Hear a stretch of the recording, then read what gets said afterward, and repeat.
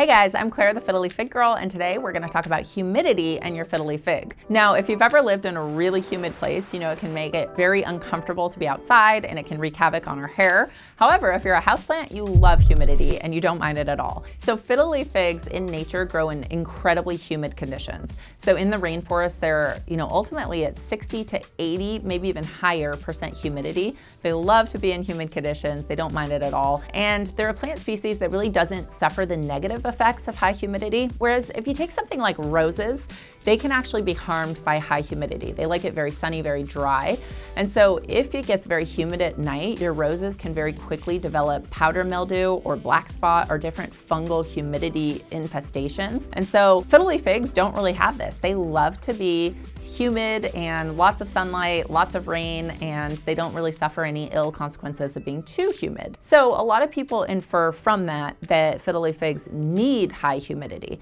Now that's actually not true. They're actually very resilient, tough plants. They have thick, waxy leaves, and they're not something that actually requires a ton of humidity. Though they do like high humidity, they don't need it to survive.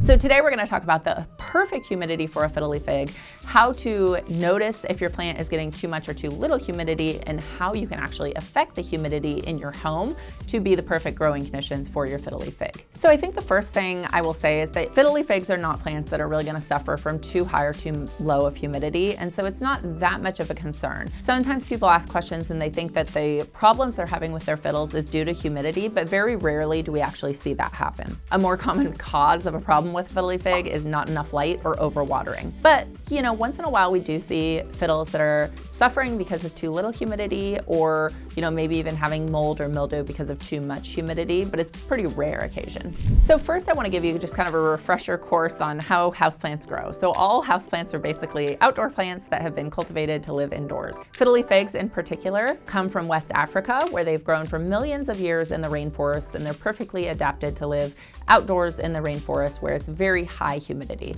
Many times at night it'll be greater than 90%, during the day it'll be greater than 60% humidity, and so they'll virtually never get under 60% humidity in the wild, which is great for them. But when we bring them into our homes, you have to understand that most people's homes are a lot less humid than the rainforest. So the average home is going to range between 30 and 60% humidity. I think the most important thing about identifying the humidity in your home is to not assume that you know how humid it is in your home.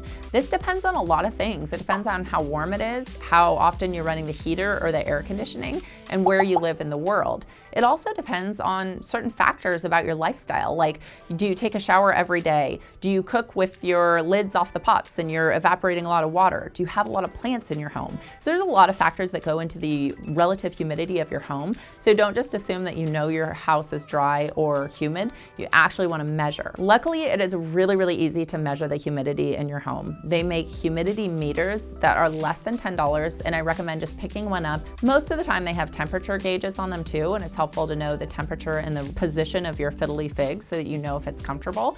But it's great to just fact check your humidity assumptions and see exactly how humid it is in the room and the specific location of your plant. Because if you check your humidity in the different rooms of your home, you'll notice there's probably more humidity in your bathroom and your kitchen, and probably less humidity in your bedrooms or your offices, and also wherever your intake is for your air conditioning or your heater, wherever the outflow is from your heater is probably going to be the driest room in your home. So it just depends, and you're going to want to check the exact spot where your fiddly fig goes and figure out how humid is it there. So what's crazy is on my own houseplant journey, I assumed that my house was really, really dry because we live in San Diego, and oftentimes it's above 90 degrees in the summer and it feels very dry, and everyone says that San Diego is a desert. However, when I actually went to measure the humidity of my own home, I found that it was 60% in the summer. I think this is due to the fact that we live in a bit of a valley, and so I think the relative humidity is higher in a valley. Also, I have a lot of houseplants. Also, I have a lot of kids that take showers and baths every day, and I cook a lot with the lids off of my pots, so we're evaporating a lot of water. For various reasons, our humidity is a lot higher than I would have expected. So before I went and bought a huge humidifier or did anything to increase the humidity in my home, I just checked it and realized it was fine as is and I didn't need to make any changes. So I hope that's true for you once you figure out the humidity of the location of your fiddly fig. The perfect humidity for a fiddle is between 40 and 60%. If it's less than 40, you may want to think about watching for signs that your fiddle is suffering. If it's above 60%, you're probably okay as long as you don't see signs of mildew or fungus. But 40 to 60%, it's going to be completely comfortable. Your home's going to also feel comfortable and your fiddle is going to be pretty happy. So if you figure out that your humidity for your fiddly fig is less than optimal, what you're going to want to do is you're going to want to look out for symptoms of low humidity stress in fiddly figs. The number one thing we see is basically this interesting ruffling or rippling of the leaves. Often we see this if somebody puts their fiddle next to a heater vent or an air conditioning vent and they're getting blasts of very, very dry air, they can get ripples in the leaves. This is basically due to the water evaporating too quickly and it's damaging the texture of the leaves. The leaf itself can still thrive, it can still do photosynthesis. It's just kind of a weird look. It doesn't look great and it's a sign that your plant is under stress and you're going to want to do something differently about that. Another symptom of a plant being stressed due to low humidity is basically brown spots around the edges and very, very dry, brittle leaves. So maybe they are crackly or they break with mechanical intervention. And so you're just going to want to look out for that and look to see, does your fiddly fig seem very dry? Does it seem unhappy? If you think that it looks unhappy because of dry conditions, then you're going to want to make some changes to improve the relative humidity where your fiddly fig is. So there's a few different things you can do to raise the humidity in your home. You're definitely going to want to take a before and after measurement with your humidity meter so you can prove whether or not the measures you're taking are affecting your results. And so take a before snapshot, say you're starting at 25 or 30%.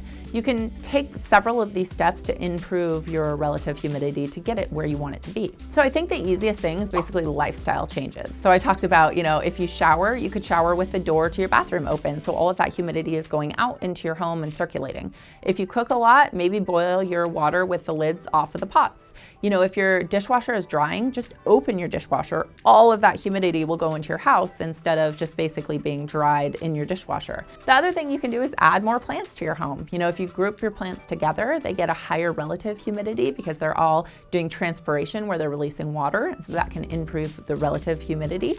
Another thing that you can do is if you have a group of plants, I love to actually take a container of water, like a beautiful glass vase, and put some propagating cuttings into your vase. So you have this open container of water that is going to release water all day long, and it looks really beautiful to have a fiddly fig stem or a monstera stem in a glass vase. And so that's a really cool way to add some relative humidity to your grouping of plants. So a lot of people will say, if you have low humidity, to mist your plants or to put them on a tray of pebbles with water in the pebbles. These are two myths that I find don't work for fiddly figs.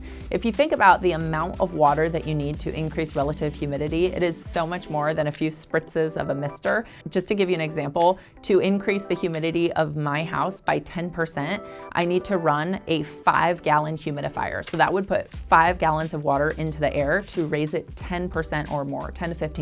So spritzing a few spritzes with a mister isn't going to be impactful enough to really change your whole house humidity. So I wouldn't worry about a tray with pebbles or misting your fiddly fig. I would worry about, some of these lifestyle changes and then measure your humidity. And if you find that it's still too low, then you're going to want to take action. So the first kind of minor step I would take is you could buy one of these like small humidifiers. They're around $10 to $20 on Amazon. They basically are misting humidity all day long. I found that these small misters can increase the relative humidity of one small room, like an office or a bedroom, by about 10%.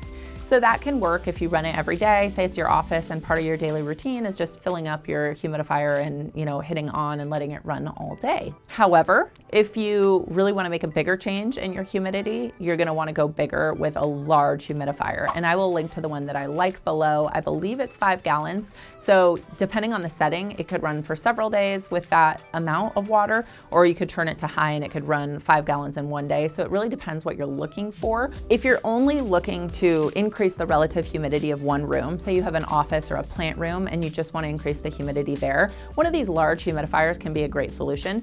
But if you have plants really throughout your home and you want to raise the relative humidity of your entire home, you could think about kind of the biggest option available, which is a whole house humidifier. This is something you probably need a contractor to install, but it will go through up to 5 gallons per day. It basically plumbs into your plumbing, into your hot water, and it also connects to your thermostat, where if you have a Nest, you can set the humidity level of your home to make it automatically turn on when your humidity goes too low. So I set mine to around 50%. So instead of my house being, 40% in the winter and 60% in the summer, it's always greater than 50% because of my whole house humidifier. Do you really need this? Probably not. But if you have issues like allergies or asthma, which I do, and some of my kids do, I want my humidity to be as high as possible to make it very comfortable for them to live and healthy for their lungs. So one last thing I want to mention about humidity is it's actually going to change throughout the year and throughout the seasons too. So as you go from spring to summer to winter, if you're running your air conditioning, that can drastically affect your humidity as well as your heater in the winter.